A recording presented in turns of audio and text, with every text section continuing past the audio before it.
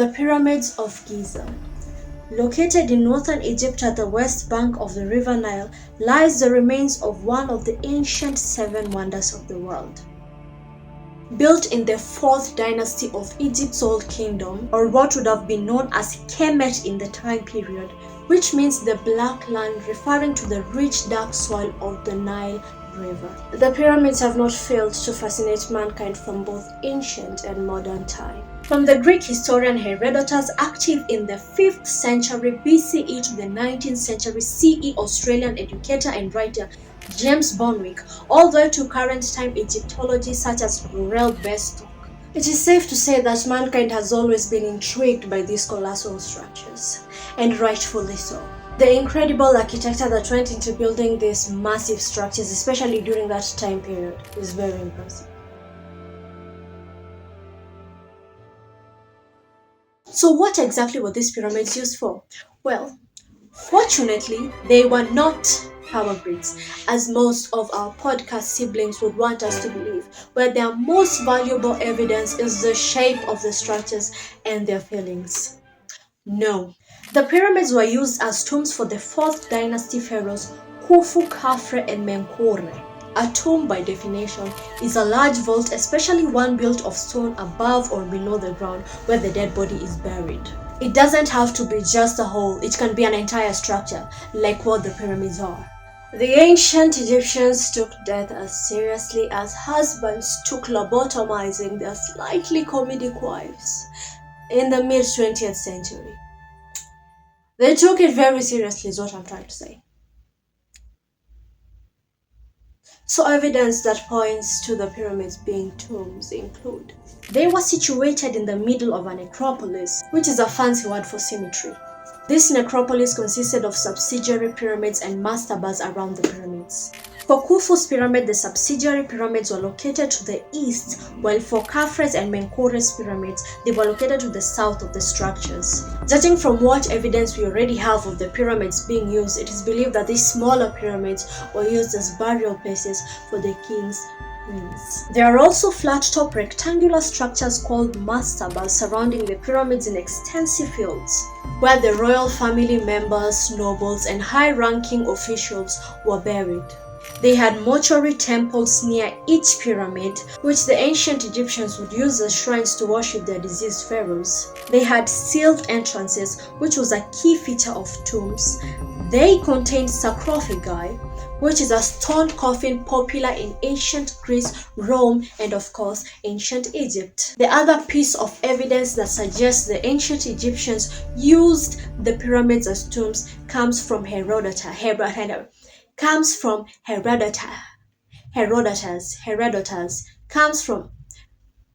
The other piece of evidence suggesting that the ancient Egyptians used the pyramids as tombs comes from Herodotus, the Greek historian from 5th century BCE, where he was told by the Egyptians themselves, the people who actually built the pyramids, that the pyramids were in fact used as tombs for the pharaohs. Records of these are found in his histories called Herodotus' Histories. Another thing to keep in mind is that the pyramids do not contain any treasures or mummies. So why is this, considering they were tombs? The answer is quite easy, actually. But first I need you to understand how wealthy the royal families in ancient Egyptians were. The short answer to that is very. So when the pharaohs were buried, and according to their customs they had to be buried with all their valuable items, this made them a magnet to any tomb robber alive. Not at a 5-kilometer radius, not at a 10-kilometer radius. If you're on a different continent and you hear about the tombs and you're a tomb robber, you're going shopping. You are going shopping. It is believed that the pharaohs' mummies and their valuables were taken out soon after the burials to prevent them from being looted. Any other artifacts both inside and outside the pyramids were plundered throughout the century by tomb robbers and of course the French during Napoleon's invasion of Egypt in 1798 CE. Napoleon Bonaparte, I hope I am pronouncing that well, was a very busy man during the 18th century. The pyramids were built between 2600 to 2500 BCE, with the oldest and the northmost structure of the three being Khufu's pyramid, known today as the Great Pyramid of Giza. Khufu was the second king of the 4th dynasty. The succeeding pyramids included Khafre's pyramid, who was the 4th of 8 kings of the 4th dynasty, with his pyramid being the most central one, and the latest and the southmost pyramid belonged to Menkure, who was the 5th king of the 4th dynasty. The primary materials used in the construction of the pyramids were limestone and granite. The yellowish limestone, which was used uniformly for the cause of all the 3 pyramids, was quarried locally.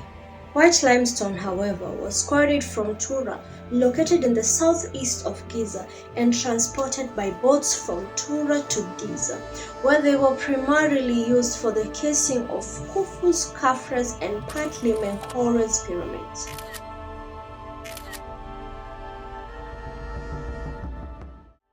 Remember, when the pyramids were constructed, Egypt was a desert but not as dry as it is today, which is why they were able to transport the building material using the Nile River. A perfect example of the landscape is the trailer of Assassin's Creed Origins Gamescom 2017, according to Egyptologist Laurel Bestock. Red granite was used in the construction of internal structures like the King's Chamber, Queen's Chamber, and the sarcophagus in Khufu's pyramid. Pink granite was used in the lowest layer of the outer casing of Khafre's pyramid, while the sarcophagus within the burial chamber and also the passageways were made of red granite. Red granite was also used in the outer lower casing on Menkaure's pyramid, corridor to the burial chamber, and the chamber itself was made of pink granite. This granite was primarily quarried from Aswan, located around 800 kilometers from Giza, and was transported to the pyramids using boats. Another material that I discovered recently was used in the construction of the pyramids was gold, likely sourced from the Nile Valley, and Nubia, which is modern-day Sudan, and electrum, which is the alloy of gold and silver. These materials were used in the making of capstones known as pyramidions for the 3 pyramids. That alone should give you a clear image of how the pyramids looked in their prime. The question on how exactly the pyramids were built and the amount of labor required to build the pyramids is still up for debate. There is no precise answer. According to Herodotus, a labor of 100,000 men over a period of 20 years is what it took to build the pyramids, and this number is said to be believable because they were mostly agriculturalists who worked on the periods occasionally when the Nile had flooded the fields. However, archaeologists in the late 20th century suggested that the pyramids were worked on a permanent basis. Laborers as few as 20,000, with the support of personnel like bakers, physicians, priests, would have been adequate to complete the task of building the pyramids, each taking 15 to 27 years to complete the structures individually. So the time periods were kind of consistent. We can say it's between 15 to 27 years. Herodotus said it was 20. So the time period was consistent here. But the amount of laborers, the correct answer is both of them are filled. The correct and precise answer is I don't know. I wasn't there. I was not there. A common misconception that goes around today is that if humans built the pyramids, why can't we build them today? The short answer to that is that we can. We just choose not to. I don't know if that makes sense. The technology we have today is definitely more advanced than what ancient Egypt had, so building the pyramids will not be an issue. But why exactly would we want to build the pyramids? They were part of a custom for the ancient Egyptians to bury their pharaohs in. And like I said before, the ancient Egyptians really valued their afterlife, which would make sense why they would put this much effort in making something this big and use it as a tomb, which is very different from modern day folk. We do not have any ridiculously rich pharaohs to bury in pyramids. Simply put, we do not need to build any pyramids. I hope that makes sense. A more valid question is how exactly these colossal structures were actually built. What technology went into them? Well, for one, in the quarries, rough stone bolts were dropped repeatedly to wear out the stone before the major quarrying began. Sharp copper tools were used to quarry. Sharp copper tools were used to Sharp copper tools were used to chisel the quarried blocks, and plumb bobs, which is still a tool we use today, was used to ensure the sides were vertical.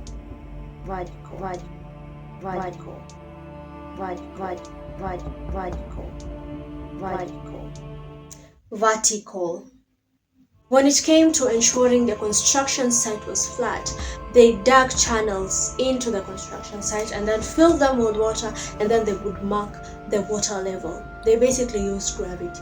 How exactly the huge blocks were carried from the bottom to the top of the pyramid is a topic that is still up for debate.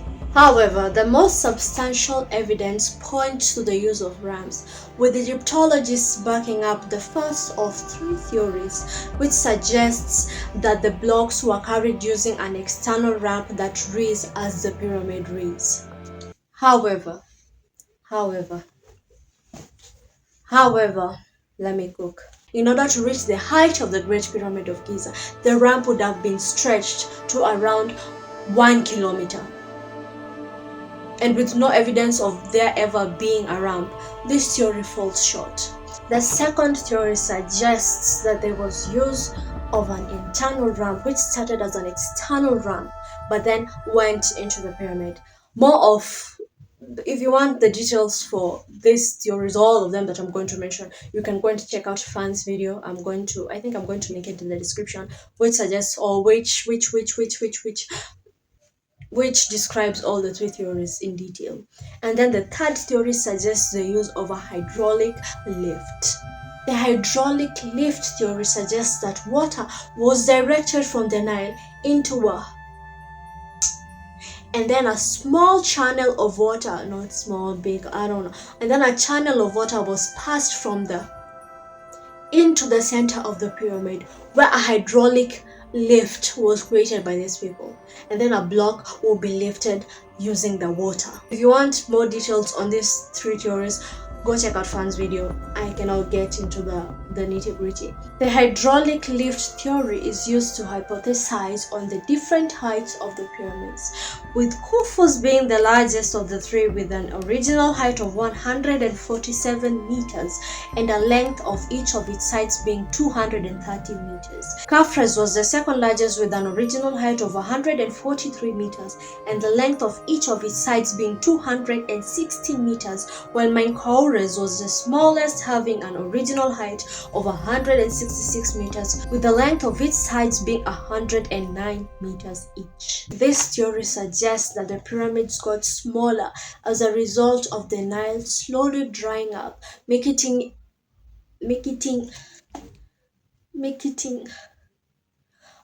it impossible for the blocks to be carried as high as the preceding pyramids during construction. However, this isn't the only theory on why the pyramids are of different sizes. It could also be due to the availability of resources and labor, but some also suggest it could be due to the reigns of the pharaohs, which I think is quite unlikely because, let me cook. You might need to sit down for this.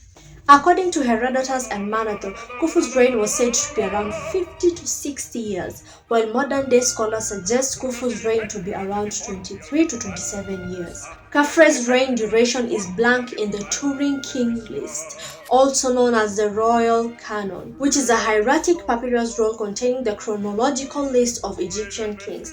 According to Manetho, Khafre is said to have reigned for 66 years, while modern-day scholars dispute that claim and say that he had reigned for around 24 to 26 years. Menkaura's reign, according to the Turin Papyrus, is said to be either 18 or 28 years, which is uncertain because the spot where the full sum of years was presented is damaged. Egyptologists suggest that it may have been an 18-year reign or 22 years if the cattle count was held every second year, according to the contemporary Waxman Graffito reports.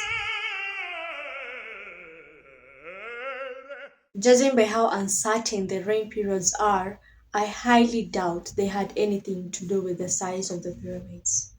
It's just my opinion. However, another theory could be that the Great Pyramid was already peak ingenuity, which would make sense. The Great Pyramid has its sides accurately oriented with the 4 cardinal points of the compass, with a deviation of about 0.05 degrees only, and slanted at a 51.58 degree angle. How impressive is that? It is believed that they used the fall equinox, which is tracking the movement of the sun, in order to match the sides of the Great Pyramid with the compass.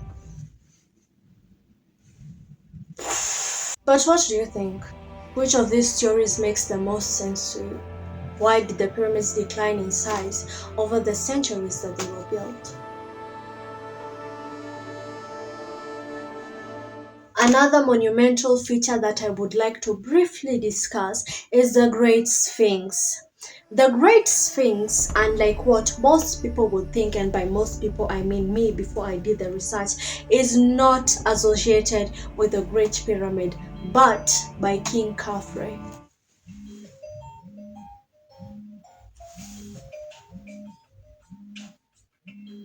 I am awake. Located to the south of the Great Pyramid near Khafre's Valley Temple lies the Great Sphinx, carved out of limestone, and has the facial features of a man with the body of a recumbent lion. Recumbent simply means lying down. The Sphinx is approximately 73 meters long and 20 meters high. The nose is said to have been shot off by someone who felt some type of way about the Egyptians worshipping the structure, while the beard is in the British Museum. Because where else could it be? Now on to our final topic of discussion, the evolution of the pyramid. Like any other project, there were a few test trials before reaching the architectural magnificence of the Great Pyramid. Initially, people used to get buried in oval pit graves in the hot desert sands. This allowed for natural mummification since the environment was conducive enough for draining bodily fluids. It's like the final Pilates class before you reach the afterlife. Mastaba tombs were then used to bury high-ranking officials in Egypt's Old Kingdom. These were rectangular mud brick buildings in Saqqara with a burial chamber cut deep into the ground until they passed the bedrock. We then moved to the first attempt of a real pyramid in Egypt, Djoser's Step Pyramid. King Djoser was the third dynasty king whose vizier, Imhotep, conceived a more impressive tomb for the king by stacking mastabas on top of each other, built by stone instead of mud clay. It started as a mastaba in Saqqara and was expanded 6 different times to 6 levels. The Meidam period of Sneferu marked the transition from the early dynastic period into the Old Kingdom, which is the period where the pyramids were actually built. Its original step pyramid design had its steps filled in with limestone, turning it into the first real pyramid. However, the outer surface of the inner step pyramid, which was supposed to be the final design, was polished and the platform of the steps were not perfectly horizontal, which likely led to instability leading to its collapse in a downpour during construction. That and the fact that the outer layer was made of sand, which did not stand the test of time. The bent pyramid of Dashur, which was built by Khufu's father, did start as an actual pyramid. However, its slope changes 2/3 of the way up, about 49 meters from the base, having its lower part angled at around 54 degrees and the upper angled at around 43 degrees. Theories trying to explain this absurd shape suggest that the shape may have been found unsustainable after construction had already begun, or the pharaoh had a premature death, or the premature death of the pharaoh may have led to the abrupt completion of the structure. It was the failure of this pyramid that led to the success of the pyramids of Giza. I hope that you enjoyed the video. I hope that you learned something new, and I will be seeing you again next month.